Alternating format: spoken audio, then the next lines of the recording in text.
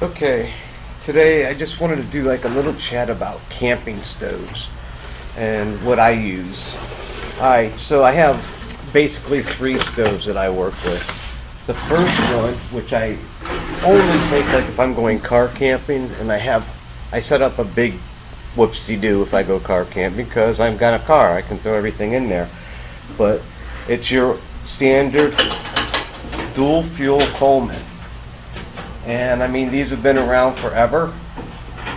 Basically, they run off white gas, which is our Coleman gas. You've seen it in the Walmart, they sell it everywhere. But this stove's a little different. This is a dual fuel.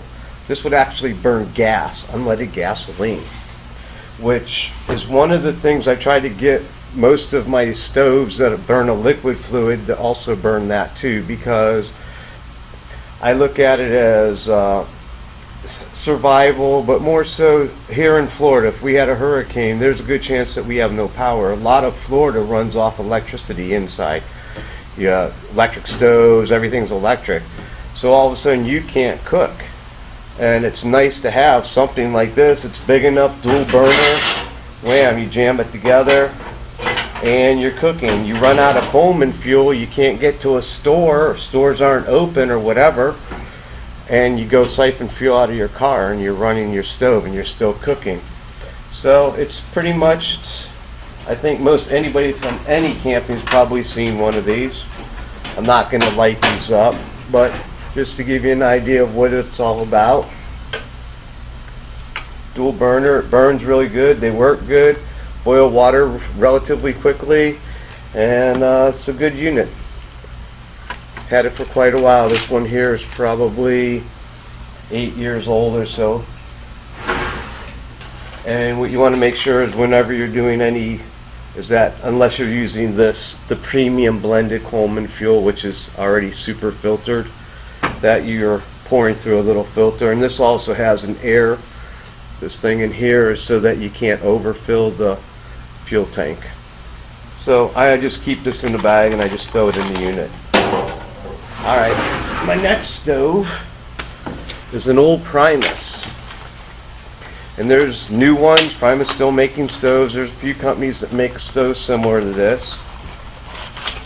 But basically, it's a liquid fuel stove also.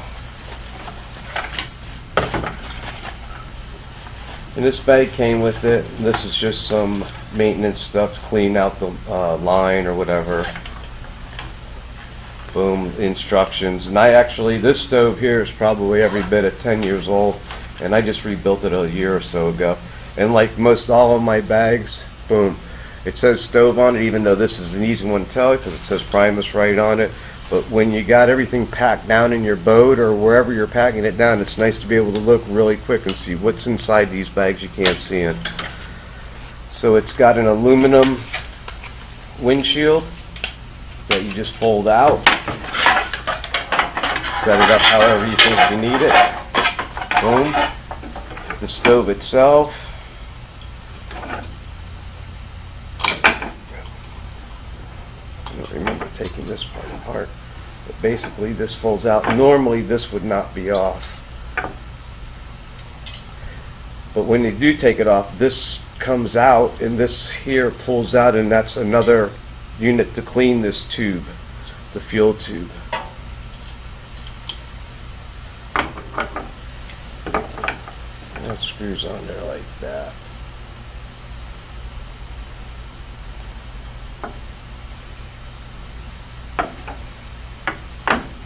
Well, normally it would screw on there like that. It's such a fine thread that it does. Alright. And actually inside that bag is a little wrench that will tighten this down, so that if you're in the field and that does clog up, which I'll be honest, I've never had happen, but I tend to try to clean my stuff when I'm done with it. So boom, the stove folds out like this. Now if you notice, this tube where the fuel comes in comes up and goes over the fire area. So it's heating the fuel, and that's what helps it burn in here. Then you have this little pump that basically is like this setup here. It's this tank, and on this tank you have the little air pump here, and that pressurizes this fluid. And you can get spare bottles like this. I have several of them, and bam, you just open this up.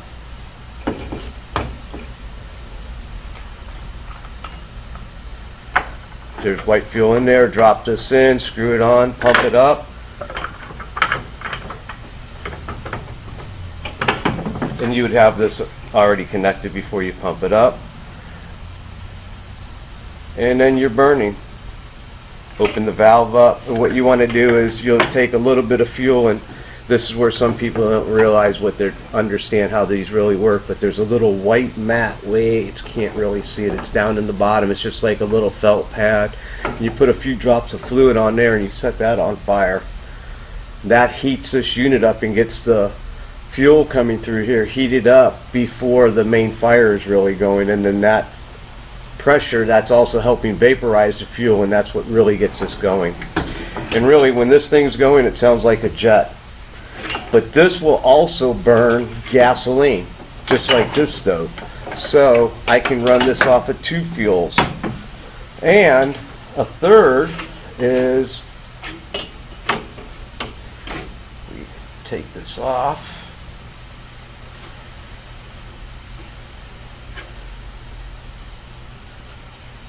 One of the other things too is, and you can't see it, but on the bottom of this valve here it says off, and then on the top it says on. So when you're running this, you'd run it like this. You know, this will be inserted with the valve like that. You'd run it, and when you're done, before you turn the fuel off here, you take this and you turn it this way and run it this way, and it turns this off in the inside automatically. There's like a little flip valve, and it burns the fuel off that's inside this line, so that you don't have like fuel floating around in your gear. But what's nice about this is, you've seen these are the propane, isoprene, or butane, so it will also run off of this. This will screw right into it, and just like the small little ones that you have sitting on top here, this will also run off of this fuel. So this will burn basically white fuel, gasoline. I think this will also burn kerosene, and it'll burn propane, isopropyl, and butane, the mix. So when we go camping now, for the most part, I take this, not the white, not the liquid fuel, but this setup. I carry 2 of these just as a backup. For whatever reason this valve is damaged, or for whatever reason this doesn't work, I very seldom would expect 2 of them not to work. And then I carry, this is what we use for our main, so this is just my mess kit.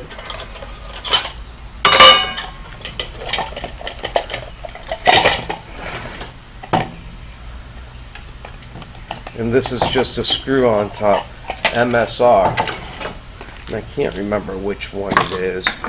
There's a bunch of different ones. But basically, hang on a second, this just all folds out.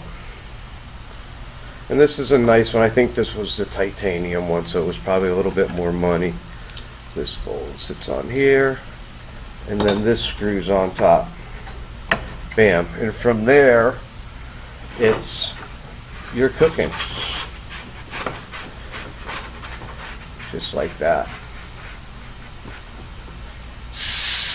And so I have 2 of these fuel cans, but these fuel cans will run 2 separate stoves, so I have a backup. If for whatever reason this doesn't work, this one will work. If this one doesn't work, this one never. I just cannot see the event both of these stoves don't work, or both of these cans don't work.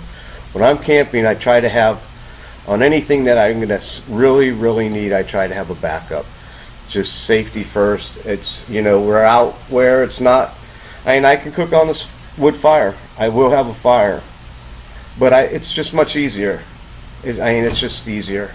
For the most part, we boil water, and we make food in packages. I'm old. I don't want to screw around with cleaning food pans and making, cleaning up a big mess. This pot, bam, I boil water. I can make the two essential things I need when I'm camping. I can make food and I can make coffee, which either of them are hard to live without. And then here we carry a couple of these. Bam, bowl. But mostly I wanted to talk about the stoves. And I'm going to go get a ferrous rod real quick. I'm going to pause this and bring it back up. But you can light these here. I'll talk about it in just a second. I'll be right back. Okay, I just wanted to talk a little bit real quick about lighting these things. Alright, so this knife sheath right here that I had made by Godspeed Knife Sheaths for Judy's neck knife has a little Bic lighter holder in it. So a lot of times she'll use this when we're camping, and I mean, it's just give it a little bit of juice, boom, and you're up. But what I don't like is it kind of puts your hand close to this fire, and a lot of times you want a little bit of gas to flow up in here to get it going, and it's like somewhat explosive, it almost seems. So what I'll tend to do is I'll leave my ferrocerium rod over by it also, so that you can, all you have to do is give it some juice, pop this up, and give it a light. And you don't have to stick your hand right in there, and it works really good. Do it again. Every time, it may take one or two pulls sometimes to get it, but usually you can get it on the first one. This is just a real quick, I'll light my fire, and this is really nice. They make really nice ferrocerium rods, I think. And this striker actually has a whistle built into it, so a little bit of safety feature also. Or I guess if you're actually in a survival situation or whatever, you have a way of notifying people that maybe not see you, but you could whistle and they could hear you. So this I have, Judy wears this when we go camping. I also have a whistle built onto there in case I'm out of camp and she needs me or there's a problem. She's got this whistle hanging right around her neck also. And this is a real nice sheath. I have to say, Godspeed makes a very nice sheath. He does high quality work. The finish on it is just perfect. But the guy is I don't know, he had some problems, life problems, and somewhat hard to get stuff out of, and I'm not even sure if he's still doing them. But if he is, and if he's getting it done at a reasonable rate, his product is well worth buying. Alright, I want to thank, I picked up a few more viewers, and I really appreciate it. Thanks a lot.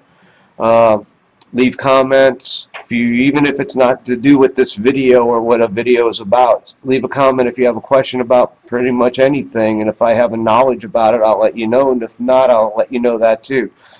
I got a lot of gear. I've spent a lot of time accumulating it, and I want to share that with people. Instead of you spending a ton of your time or wasting your money, you may find I have an answer that help you save some money. But I appreciate your support, and thanks again. Have a good day.